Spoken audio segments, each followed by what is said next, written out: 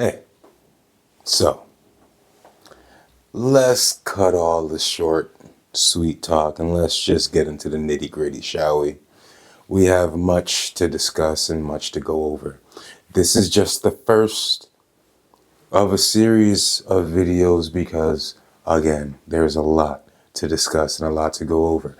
So, what we have right now going on is crazy this week so far in 2024. Ryan Garcia right now is having a meltdown. A whole bunch of crap is coming out about p.diddy. And I have some stuff, man. I got some juice.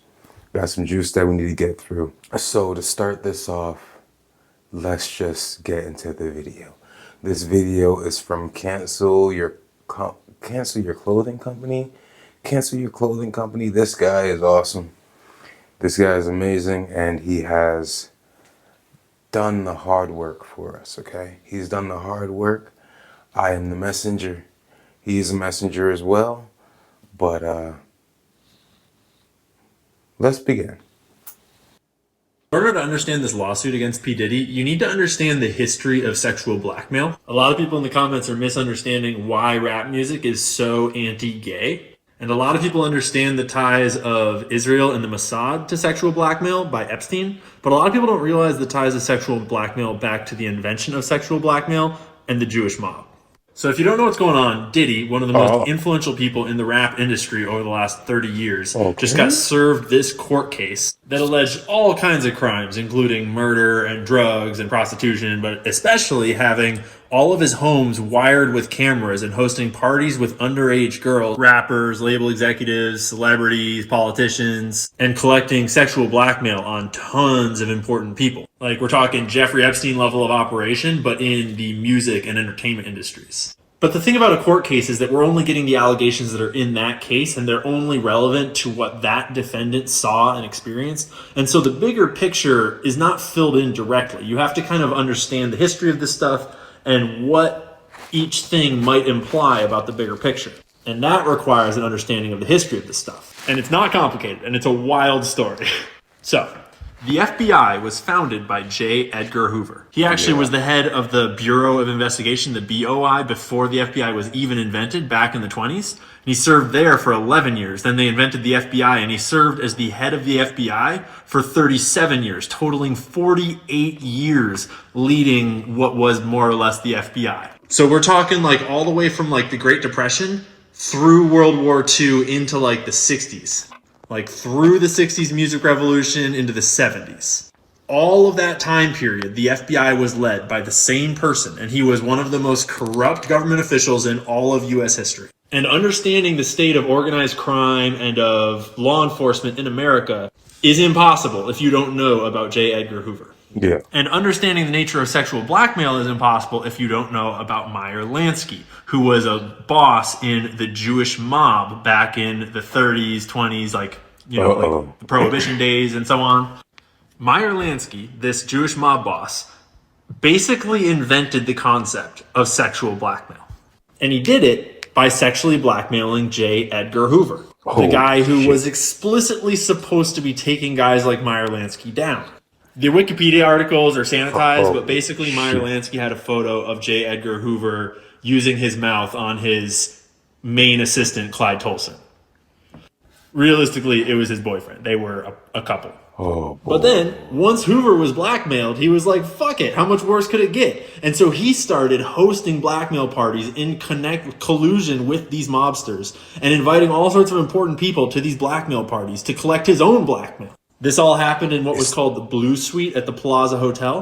And it was basically a bunch of male cross-dressing orgies all caught on camera for like a decade or more. And because Hoover was already blackmailed by the most powerful gangsters in the world, like he didn't give a shit. And he just went and hosted them, and everybody got blackmail on everybody.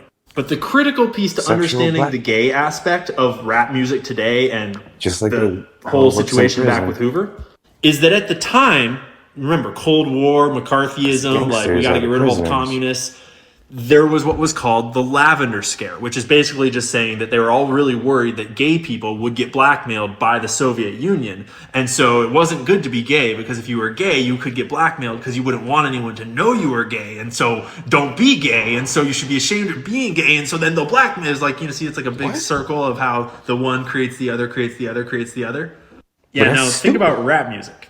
All the rappers are super hard and like gay people suck, and then like a bunch of them are gay and they're getting blackmailed about it, and so they rap more about how they're hard and gay people suck, and it creates this little circle. Yeah, the sexual blackmail industry learned early on back in the Cold War that it is much easier to do sexual blackmail in a culture of anti-gayness, because gayness is not wildly uncommon. Lots of people are gay. But the more you can stigmatize it and make it a taboo, the more they have to hide it. And the more easy it is to exploit it when you offer this taboo thing to the people that want it. And then the stronger your power over them is when you have them on film doing it. You feel?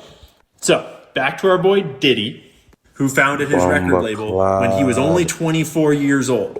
Became one of the most successful record labels of the time. He was able to do that because he was financed and supported by his mentor, Clive Davis, who just happens to be gay and rich and Jewish, just like Meyer Lansky was. And at the time, he was one of the most influential men in the music industry. He managed all kinds of the biggest name artists that you've ever heard of. And he found this guy, Diddy, on the up and up in one of his companies, who we now know from this lawsuit and the other lawsuit filed by his ex-girlfriend, Cassie, which is horrific, disgusting, not a good read. We know that Diddy has some real effed up sexual proclivities, as well as just generally probably being at least gay or bi, one of the two. So Clive Davis finds this guy with questionable morals, questionable sexual habits, and ready to go fucking crazy whatever. Like, he's willing to shoot people. He's willing to launder money. He's willing to do crazy drugs. He's willing to do basically anything. This is just me speculating on Clive here, on his motivations, but Clive mentored Diddy, and Clive brought him up, and Clive elevated him to a record executive by helping him found his label, Bad Boy Records. That was Clive's move. He did that. And then Diddy, along with a lot of help from a lot of other people all around him, proceeded to do 30 years worth of sexual blackmail operations within the rap industry, and promoted artists that seem to have been ensnared in it, like Usher, for example, like Meek Mills. Hell, even Justin Bieber is like directly in this storyline. And so what you wind up with is a rap industry, a music industry that is full of people that are creating the types of music that the people above them, that the people that hire them, that the people that manage them want them to make. They're all terrified of stepping on the wrong toes or getting out of line or doing what they're not supposed to for one blackmail reason or the other. And we wind up with an entire industry full of musicians that are glorifying gangs and violence and sex and drugs. I mean, think about it. There's no better way to undermine an entire population, an entire race, an entire culture than to target their kids with subversive messages that they're going to think is cool, and the parents can't say shit about it because then the kids will just think it's cooler. So why would they be doing this, you ask? To lead you to hell. That's a really good question. Gonna have to wait for another video for that one. Oh no, I give you the answer. Oh my goodness. So, like I said, cancel this clothing company, guys. Go to him. He's talking about this subject now, but he talks about other subjects that I don't know. There's things that this guy says that I was like, whoa, really? Huh. But now this Illuminati thing, this thing that I've been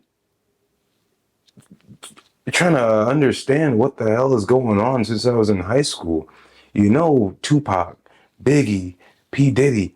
This is like the beginnings of this whole Illuminati story of who killed Tupac, who killed Biggie, right? But the fact of the matter is it was before that. It was just at the time Tupac was the one who's trying to shed light on it. And now one thing I'll say before I forget is that there was a video of Tupac's daughter, apparently, and I'm just going to say this is apparently, she said that, her dad is alive and her dad is in hiding because her dad is afraid he's afraid of the fact that he may be a... It was really weird. At first, I thought I was tripping. But no. Around that time, Unthinkable with Alicia Keys came out.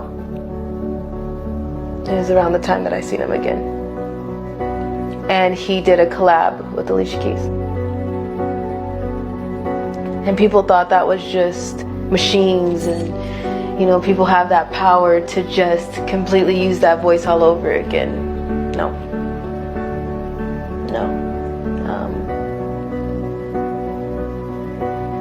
Sounded like he was right there, wasn't it?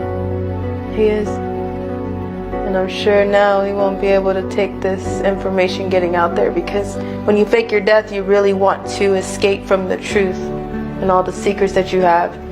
You escape from the fact that you may be a killer and a pedophile. You escape from the fact that when you sold your soul, you might have sold your child.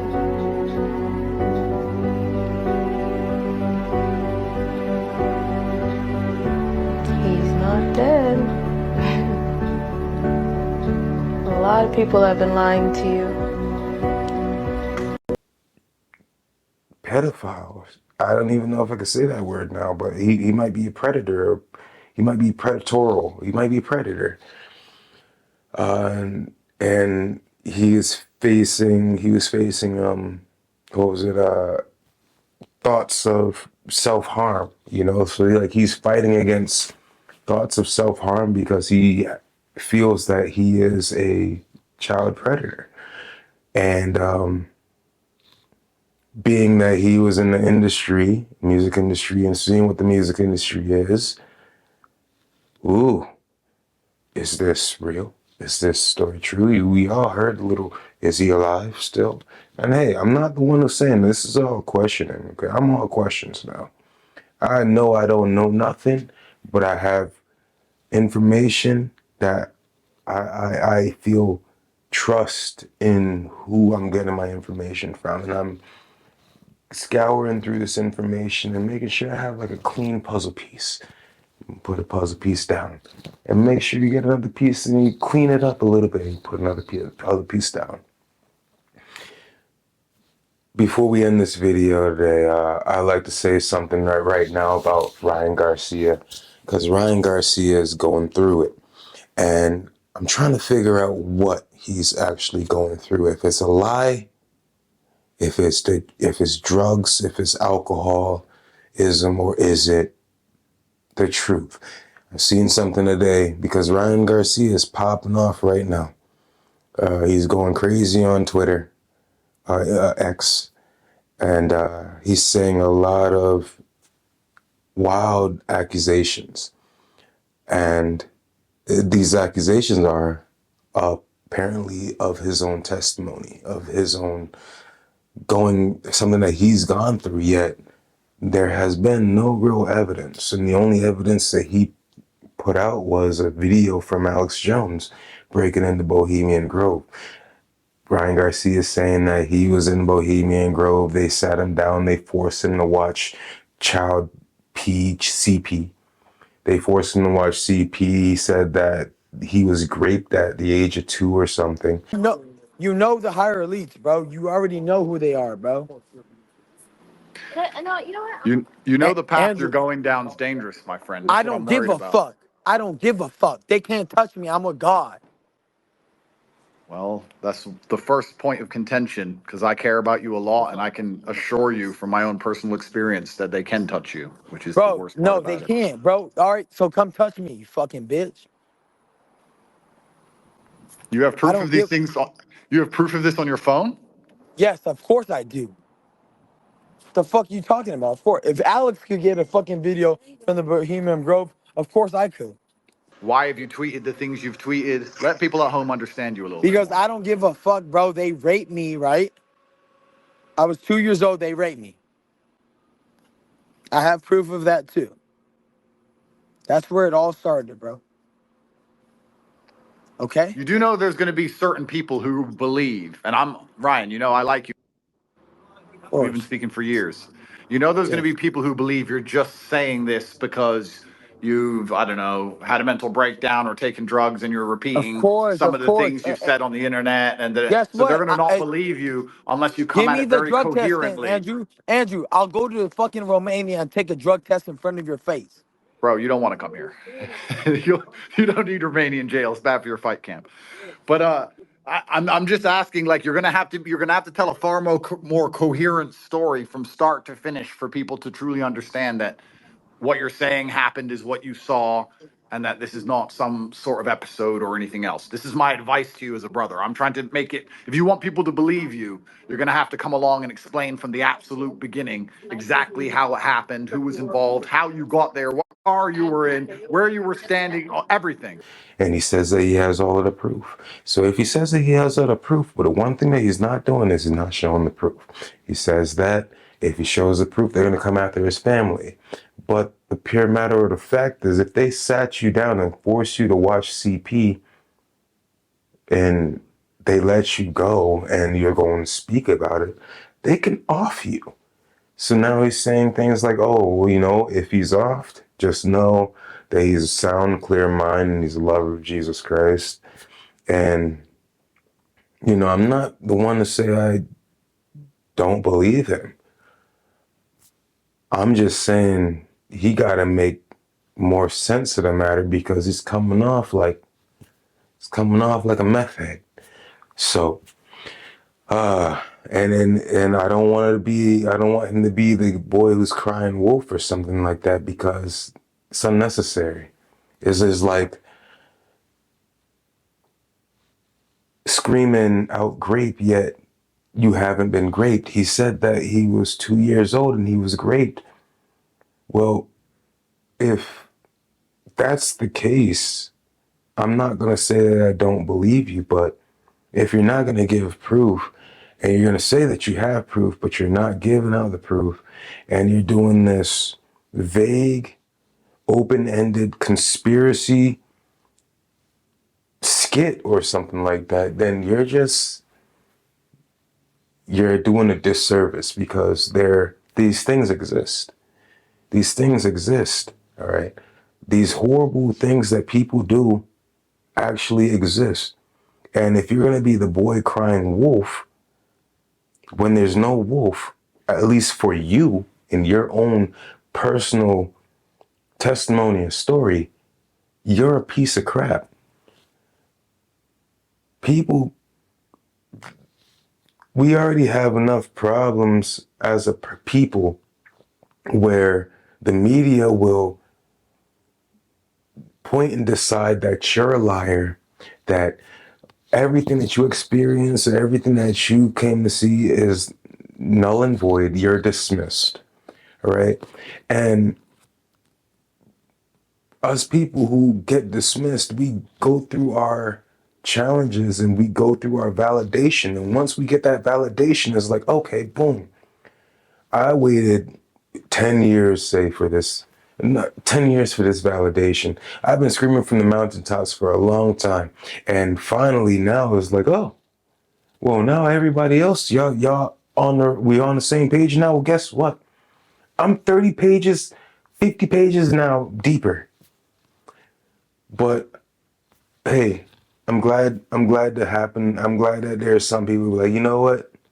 For the longest time, I thought you were crazy, but you know what? You're right. You were right the whole time. So, you know, I take that.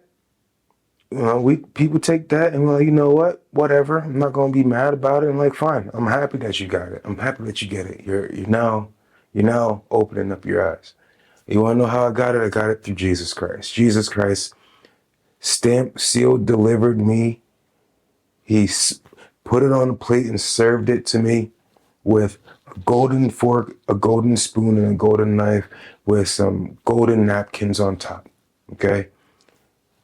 Hand sealed and delivered it to me. And he could deliver it to you too. It's all your choice. It's all your choice. Life is all about choice. I can't make the decision for you. I said it recently. Someone could point you down a lane. He's like, hey, at the end of this lane, there's a pot. At the end of this rainbow is a pot of gold, right? But at the end of this rainbow, At the end of this rainbow, you have one of those satanic hillbilly New World Order